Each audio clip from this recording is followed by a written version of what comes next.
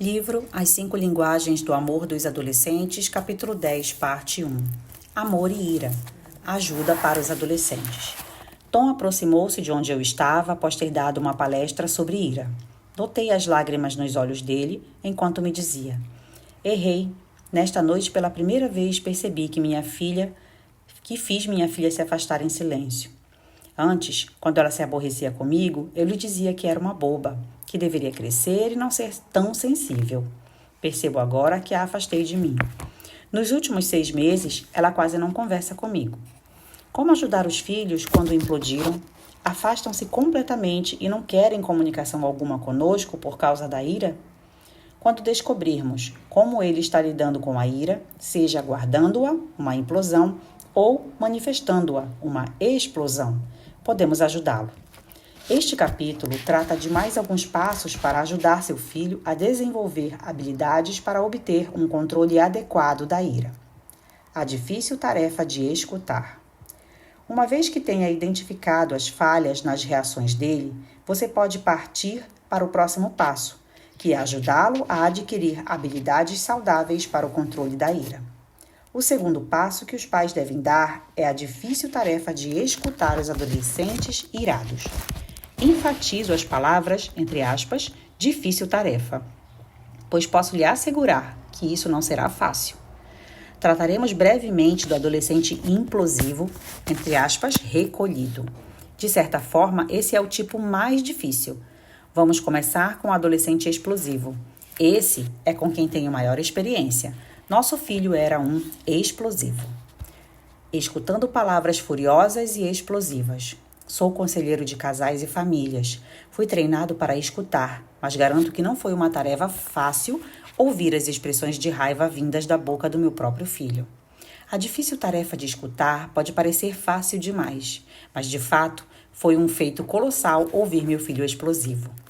Mesmo assim, estava convencido de que o único modo de ter influência positiva sobre um adolescente furioso era escutar as colocações dele, não importando quanto fossem rispidamente proferidas.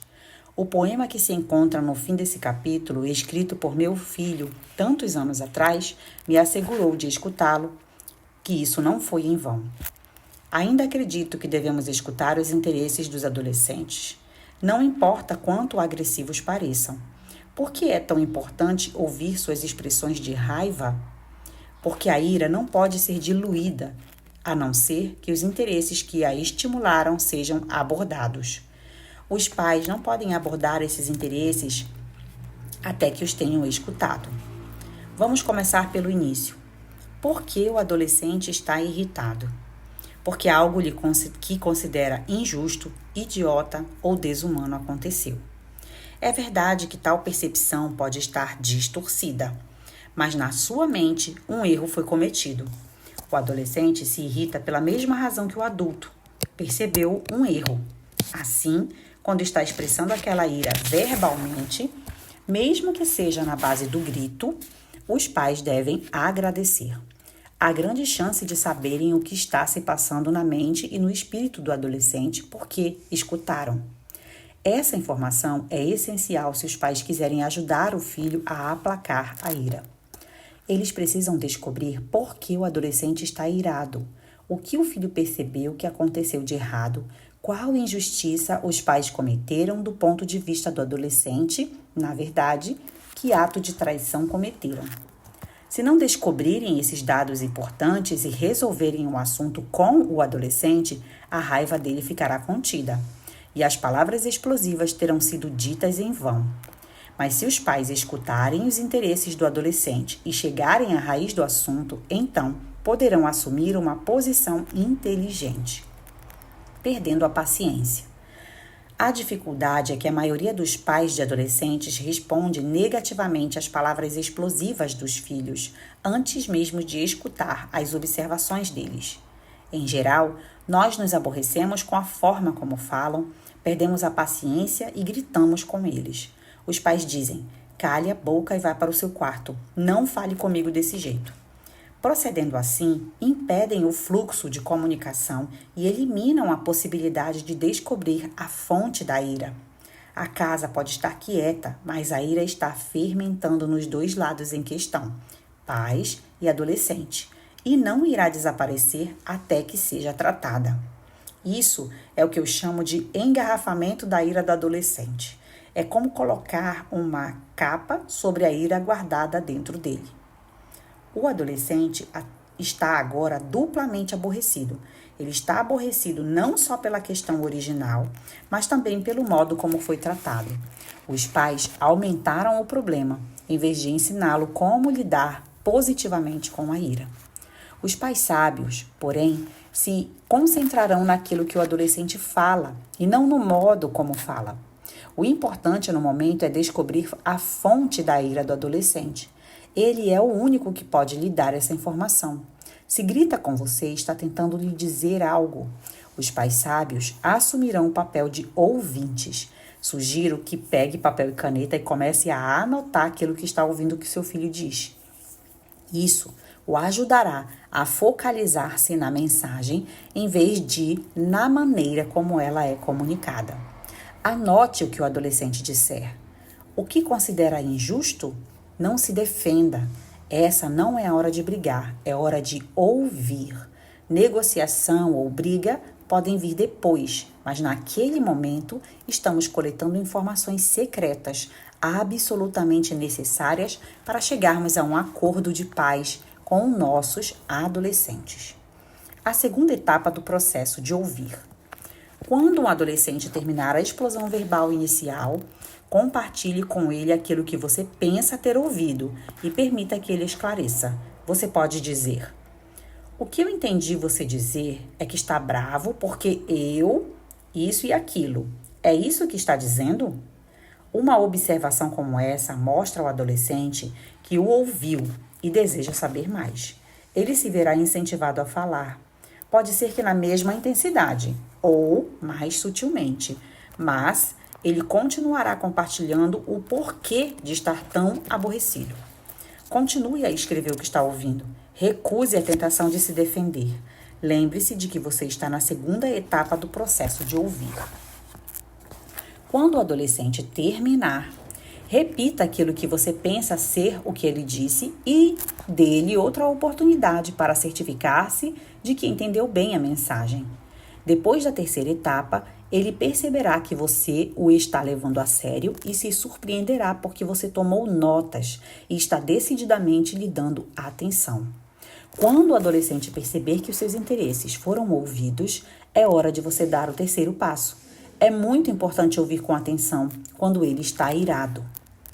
Lidando com os adolescentes silenciosos. E se a ira do seu filho for implosiva ao invés de explosiva? De certa forma, é mais difícil ajudá-lo.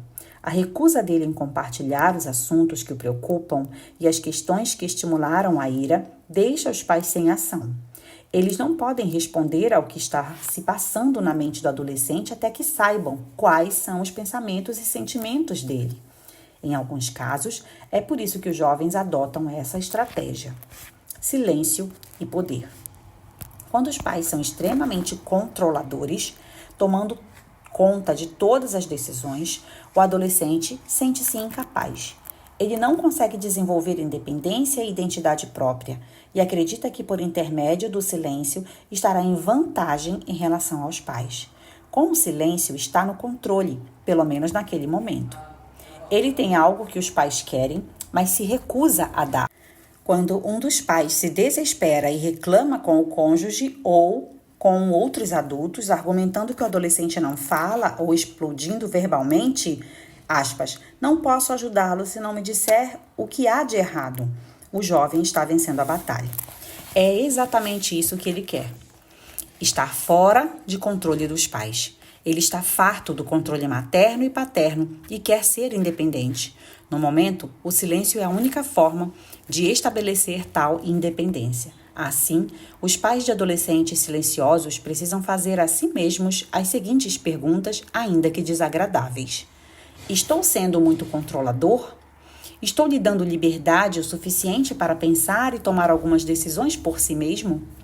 Permito que seja um adolescente ou estou tratando como uma criança? Para pais muito controladores, a melhor abordagem é comunicar a seguinte mensagem: sei que às vezes me intrometo muito na sua vida. Reconheço que agora é um adolescente e pode não querer compartilhar comigo pensamentos e sentimentos. Está tudo bem, mas gostaria que soubesse que quando quiser falar, eu estarei disponível. Quero ouvi-lo quando quiser conversar. Em seguida, manifeste seu amor usando a primeira linguagem do amor dele. Tal declaração, acompanhada de uma expressão de amor, cria uma atmosfera em que o filho percebe um senso de reconhecimento. Se os pais mantiverem essa posição, garanto que o jovem começará a se abrir quando estiver bravo. Outra razão por que os adolescentes escolhem o silêncio quando estão irados é que sabem, por experiência própria, que se demonstram a ira aos pais, eles explodem. Esses adolescentes, cansados das explosões passadas, preferem ficar em silêncio em vez de confrontar a tirania de palavras condenatórias.